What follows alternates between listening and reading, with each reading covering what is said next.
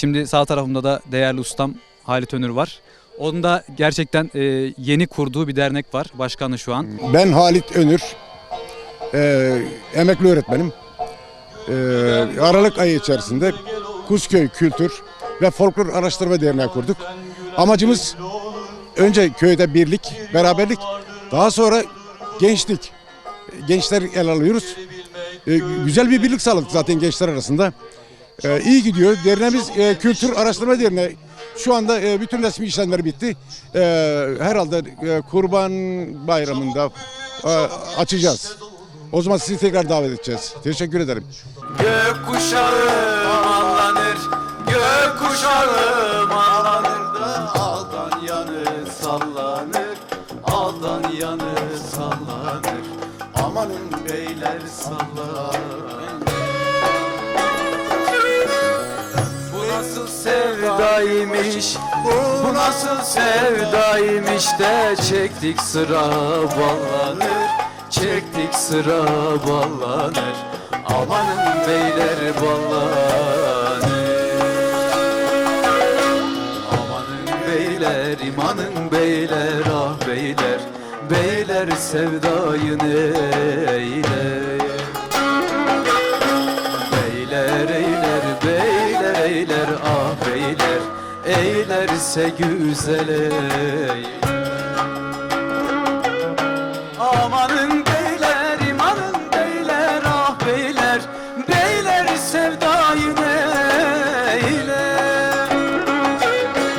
Beyler, beyler, beyler eyler, ah beyler, eylerse güzel eyler.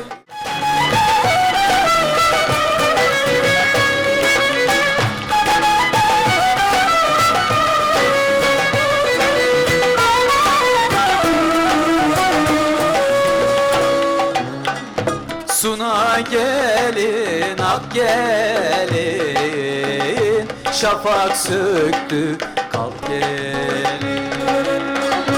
Bir akşam gel, bir sabah, gir koynuma, yat gelin. Bir akşam gel, bir sabah, gir koynuma, yat gelin. Bulamadım şu dağlara kar diye, çok ardıçlar kucakladım yar diye. Bedilden gül koklayamadım, gül bahçemde benim gülüm var diye. Bulamadım yollarını kar diye, çok ardıçlar kucakladım yar diye. Yaman elde bir gül koklayamadım, gül bahçemde benim gülüm var diye. Hop!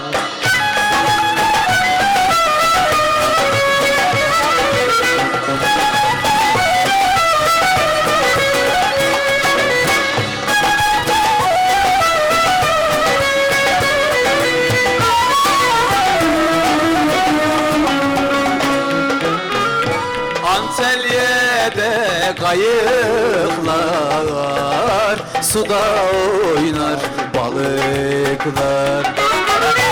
İçimdeki kemikler yar yar diye sayıklar.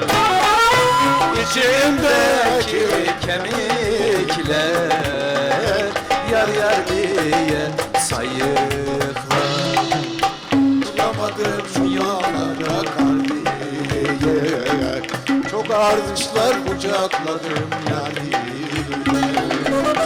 Yaban elde bir gül koklayamadım, gül bahçemde benim gülüm var diye.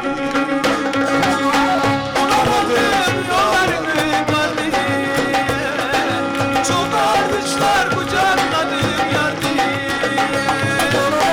Yaman elde bir gül koklayamadım, gül bahçemde benim gülüm var diye. Ustam Halit Önür'e çok teşekkür ediyoruz. Böyle bir anı paylaşmak nasip oldu. Çok sağ olsun. Teşekkür ederiz.